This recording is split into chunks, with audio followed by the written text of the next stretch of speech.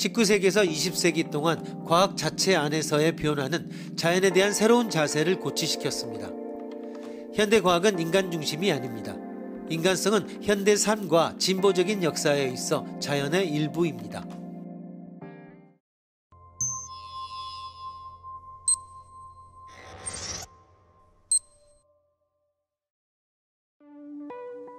과학혁명이 낳은 기계론은 자연의 모든 현상을 물체의 운동으로 설명하는 관점이라고 정의할 수 있다. 갈릴레오가 발견한 관성 원리에 따르면 운동하는 물체는 외부의 작용이 없는 한 이미 가지고 있는 운동 속력을 유지한다. 뉴턴은 행성과 태양 사이의 인력이 거리의 제곱에 반비례한다고 가정할 때 행성의 궤도 곡선이 케플러가 주장한 타원이라는 것을 계산으로 증명한다.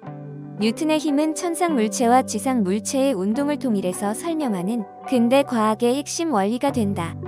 도는 길이었다. 도는 인간 사회 안에서 삶의 길이 아니라 우주가 작용하는 길이었다.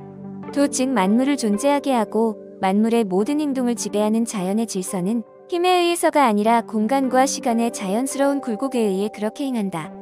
인간은 자연에 대한 자신의 선입견을 강제하지 않고 오히려 자연에 굴복함으로써 진정으로 자연을 관찰하고 이해할 수 있을 것이고 따라서 지배하고 통제할 수 있을 것이다.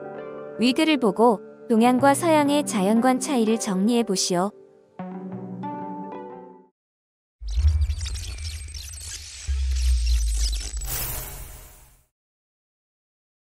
과학은 우리의 눈에 보이는 모든 것, 한마디로 세계의 운동 방식이 어떻게 이루어지는지를 연구하는 학문입니다. 과학적 연구가 지닌 특징은 움직이고 변화하는 세계를 고정시켜 움직이거나 변화하지 않는 죽어있는 세계로 환원시켜야만 설명이 가능하다는 것입니다. 예를 들어 우리가 생체 조직을 검사한다고 합시다. 그러면 살아있는 피부 조직을 떼내어 물감을 들이고 현미경의 대물 렌즈 앞에다 놓아야 합니다. 그러나 피부 조직은 떼는 순간 살아있는 것이 아니라 죽은 세포가 되고 염색을 하면 원래의 모습이 사라집니다.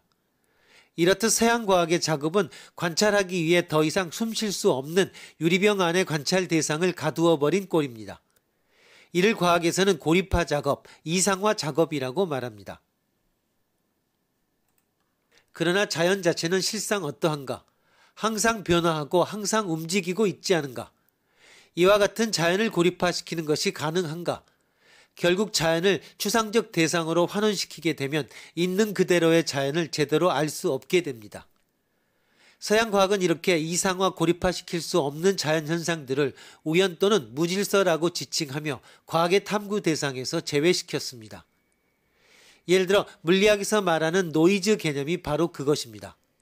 노이즈는 실험 관찰 결과를 방해하거나 정확한 실험치를 저해하는 소음의 요소로만 여겨졌습니다.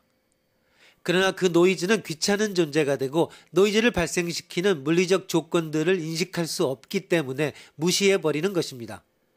만약 노이즈를 무시하지 않고 노이즈의 이유를 알고자 했다면 과학의 발전은 아마도 매우 더디게 되었을 것이 분명합니다. 이렇게 자연의 노이즈를 무시하면서 근대인들은 과학혁명을 완성시켰습니다.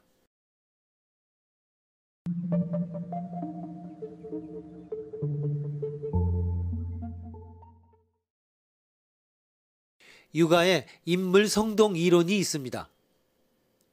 인간과 사물이 하나인가 아니면 서로 다른 두 개인가 하는 논쟁입니다. 인물 성동 이론의 논쟁 핵심에 접근하기 위하여 육아의 물에 대한 해석을 봅시다.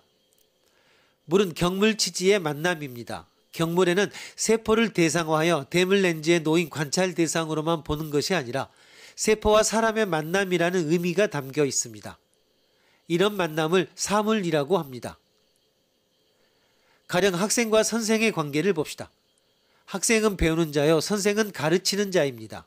학생과 선생 사이에 오로지 배우는 것과 가르치는 것만 남고 선생은 어떤 학생이 어떤 어려움이 있는지, 어떤 개성을 가지고 있는지, 어떤 생각과 꿈을 가지고 있는지를 모르고 학생은 선생에 대해 이런 관심이 없다면 어떻게 되겠는가? 만남이란 바로 가르치고 배우는 관계 이상으로 학생과 선생의 관계가 이루어지는 것입니다. 대물론지에 놓인 세포는 관찰 대상인 것만은 분명합니다. 또 렌즈를 통해 이를 관찰하는 사람은 관찰자인 것만은 분명합니다. 서양이 세포와 인간의 관계를 관찰 대상과 관찰자로만 놓는다면 동양은 여기서 더 나아가 세포와 인간의 만남까지 생각한 것입니다. 이럴 때 세포는 죽은 어떤 대상이 아니라 살아있는 관찰자인 나와 동격의 자연인 것입니다.